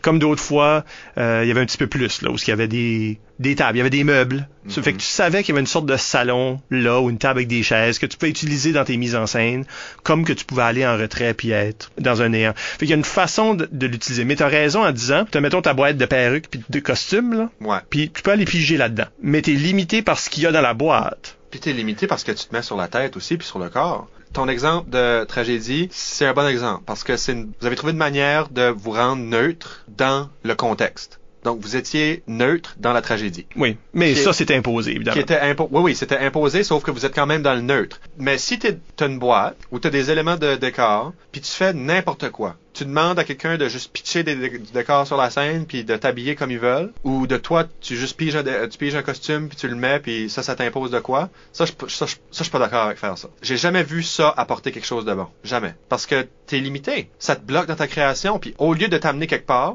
ou qui pourrait t'amener plus loin éventuellement, ça te bloque dans cette fenêtre-là. Puis t'as raison aussi dans le sens où mettons que quelqu'un veut faire ça donne que le personnage qui veut jouer dans la boîte. Moi, mettons que je suis l'autre joueur. Le fait que toi, t'as pris des éléments de costume, est-ce que ça m'impose d'utiliser des éléments de costume? Sans ça, la pièce est pas dans un même... Ouais. Tu sais, là, pourquoi moi, je suis habillé en noir neutre, mais les autres joueurs ont des costumes? C'est étrange. Ouais. Fait que je suis quasiment obligé d'aller choisir un costume. Ce costume-là va m'imposer de quoi? Mais en même temps, cette imposition-là, plutôt qu'un thème, plutôt que... Je veux dire, une imposition en vaut une autre, là. Mais évidemment, ça veut dire que je peux pas faire n'importe quoi. C'est des obstacles, plus que des outils, je trouve. Fait que toi, tu te promènes pas avec une trunk de perruque. Non. On connaît pas personne qui fait ça. Non, surtout pas Justin Guitard. Surtout pas Justin Guitard. Qu'on aura à l'émission un jour pour qu'il puisse défendre sa pratique. Ben, j'ai bien hâte d'écouter ça. Vous m'inviterez. Je viendrai faire un auditeur dans le côté. C'est juste l'autre part. Boop. Toute la conversation super intéressante. Mais c'est tout le temps qu'on a, malheureusement. Ben oui. On vous rappelle que vous pouvez nous laisser des commentaires par courriel au improvisationnb@gmail.com, sur le blog d'ImproNB ou impronb.wordpress.com ou sur les médias sociaux. Nous sommes ImproNB sur Twitter et ImprovisationNB sur Facebook. On promet de lire et de répondre à vos commentaires dans une future émission, du moins dans la version podcast. Écoutez tous nos épisodes par l'entremise du blog, sur YouTube ou sur iTunes, ou surveillez les horaires de CKUM ou d'une radio communautaire dans votre coin du Nouveau-Brunswick.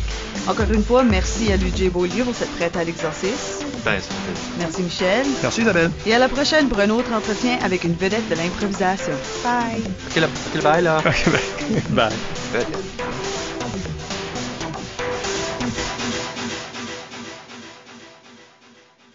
Voulez-vous que je refasse une réaction au bonjour? Fais ça en 3-4, là, faire ça qu'on a une bonne. Différents bonjours. Ben bonjour à vous deux. C'est vraiment gentil de m'accueillir. Ça, c'est la version quétaine. Oui. Okay. Version honnête. Ah, ça va être couché dessus. J'improvise, moi, là. Où est-ce que je suis, là, sacrément? Là? C'est comme... C'est ça. Ça, c'est pas du live. On a je sais pas passer record. Tout ça, c'est. Non, c'est juste la pratique. Donne une chance. C'est le parce que la pré-entrevue. première question, j'ai eu de la misère avec. Là, t'es dedans. Là, Ouais, là, ça roule. Là. Tu devrais avoir comme un commentary track version de Cut!